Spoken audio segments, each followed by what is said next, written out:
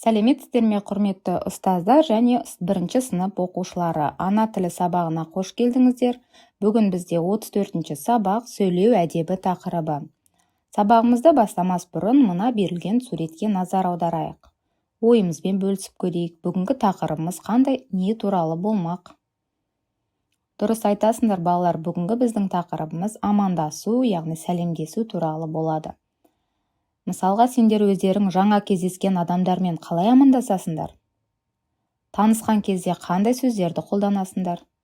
Амандасу түрлерінің қайсы дұрыс деп ойлайсыңдар? Біз кездескен адамдарымызбен сәлеметсіз бе?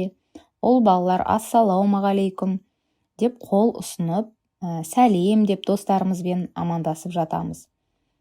Амандасу бұл біздің салтымыз және бұл әдептіліктің белгісі. Бүгін балалар осы Ұлықбек Есдәулеттің «Сәлем бер» тақырыбында өлеңімен танысатын боламыз. Ендеше мұқият тыңдайық. Үлкенді көрсең сәлем бер, басыңды иіп кідіріп, әдеппен келіп амандас, жанынан өтпей жүгіріп.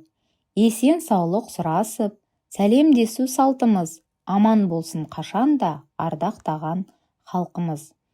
Өлеңімізде балалар, сәлемдесу дегеніміз бұл үлкен жұмыс, бұл әдептіліктің белгісі екендігін айтады. Біз қай жерде жүрсек те, кез келген ортада, үлкен кісілердің барлығына танысақ та, танымасақ та, амандасып, сәлемдесіп жүргеніміз дұрыс.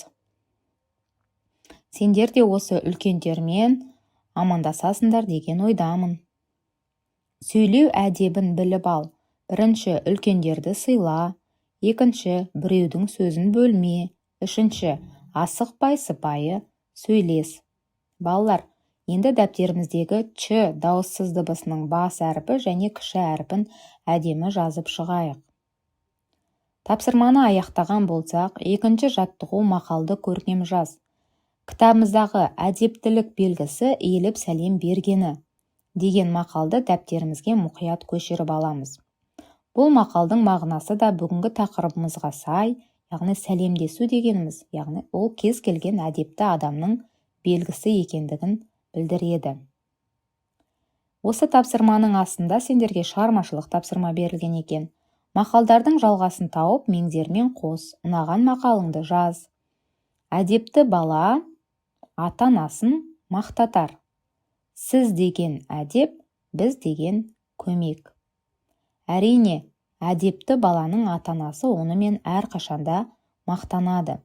Сіз деген әдеп, яғни біз адамдарға, үлкен кісілерге сіз деп сөйлегеніміз бұл әдептіліктің белгісі. Біз деген көмек, яғни барлығымыз бірігіп бір істі атқаратын болсақ, бұл көмектің белгісі. Осы ұнаған мақалымызды дәптерімізге көшіріп алайық. Әдепті бала ата-анасын мақтатар. Сіз деген әдеп, біз деген көмек. Қай мақал саған ұнады, сол мақалдың біреуін дәптеріңе көшіріп жазып ал.